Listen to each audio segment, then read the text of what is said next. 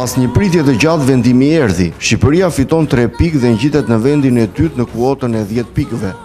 Gjykata e arbitrazhit ose CAS ka shqyrtuar çështjen dhe ka vendosur që t'i jap Shqipërisë fitoren e merituar. Pala serbe shprehet se ky vendim ishte si një dron i dytë për ato dhe se simbolet në flamur ishin provokim.